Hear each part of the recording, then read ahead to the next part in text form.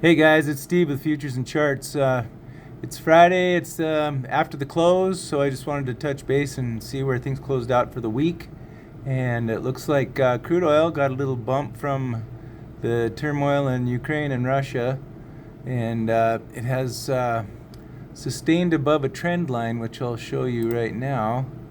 And it had a short term trend line right here, and it just bumped right up to it yesterday, and then today it blew past it pretty good. So the next long-term trend puts us probably around the $74 range.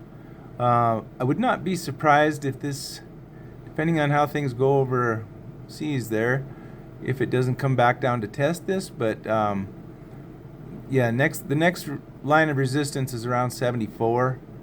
And then on the bottom sign here, we got two points of touching here on the trend line here. And usually to confirm a trend, you have to have three.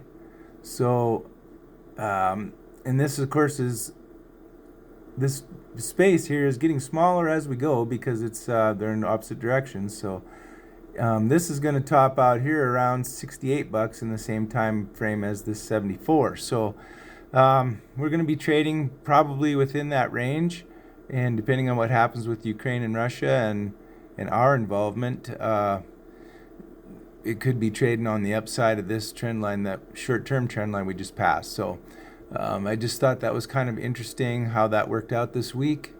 And let's just have a quick look at grains. And we were down today. We might take a quick look at Chicago. And let's get into the full chart. And it looks to me like, boy, I haven't looked at this for a while, but this is definitely would be something I'd be a little bit leery of, considering the fact that it's kind of like an inverse cup of the handle, and it's forming the handle on this side. So if you were to invert that and you were bullish, you would say that it was probably going to break out to the upside. This side, I'm looking at maybe breaking to the downside, but I could be, depending on what happens, could be wrong on that, but it doesn't look real good to me. Like I say, I haven't looked at it for a long time, so it just kind of, that's what catches my eye when I see it. Just going to draw a trend line in here. It's looks like it bumped right up against it there, and turning back downward, I don't know. It looks like this probably is obviously a pretty good low here, because it did create a higher low the last time it got down here. So I guess the main thing right now is to stay above this low and to try to break through this trend line.